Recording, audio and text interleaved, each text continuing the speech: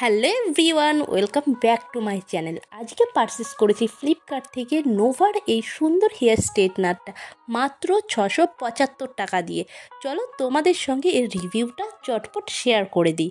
নাইকা থেকে এর আগে দেখেছিলে হেয়ার কালার নিয়েছিলাম, সেটাও কিন্তু রিভিউ ভিডিও দেওয়া আছে। তোমরা যদি না দেখে থাকো ডেসক্রিপশান বক্সে আমি লিঙ্ক দিয়ে রেখেছি, অবশ্যই সেখান থেকে দেখে নিতে পারো। সেটাও কিন্তু খুব অল্প টাকার মধ্যে খুব ভালো এসেছিলো।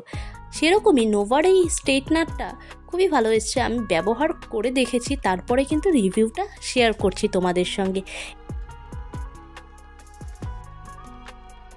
আর এখানে একটা সুবিধা যে 3টে টেম্পারেচার কন্ট্রোল বাটন দেওয়া আছে, সেখানে তোমরা নিজের ইচ্ছা মতো টেম্পারেচারটা সেট করে নিতে পারো। যদি হেয়ারটা বেশি থিক হয় তাহলে সেভাবেই তোমরা কিন্তু এখানে টেম্পারেচার কন্ট্রোলটা করতে পারো।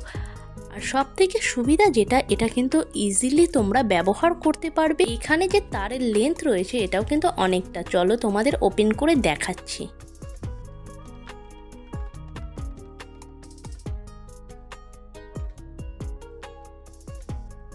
আর এখানে স্ট্রেট করার পরে কিন্তু তোমাদের হেয়ারটা একদিন পর্যন্ত স্টে করবে, তারপর কিন্তু আস্তে আস্তে যেরকম সেরকমই হয়ে যায়। যদি বলো যে পার্মানেন্ট হেয়ার করার জন্য এটা ব্যবহার করবে, তাহলে বলবো একদমই না, কারণ এটা ডেলি ইউজের জন্য ঠিক আছে। তবে যাদের স্ট্রেট হেয়ার তারা যদি নর্মালি ব্যবহার করো তাহলে কিন্তু তোমাদের হেয়ারটা অনেক দিন পর্যন্ত ভালো থাকবে। তার সঙ্গে যেটা করতে হবে সেটা কিন্তু হেয়ার স্পাটা মাস্ট। এটা না করলে কিন্তু হেয়ার স্ট্রেট করে গেলে চুলের কিন্তু অনেকটা ক্ষতি করে দেবে। সেই জন্য হেয়ার স্পাটা 15 দিনে না হলেও 1 মাস অন্তর কিন্তু করে রাখতেই হবে।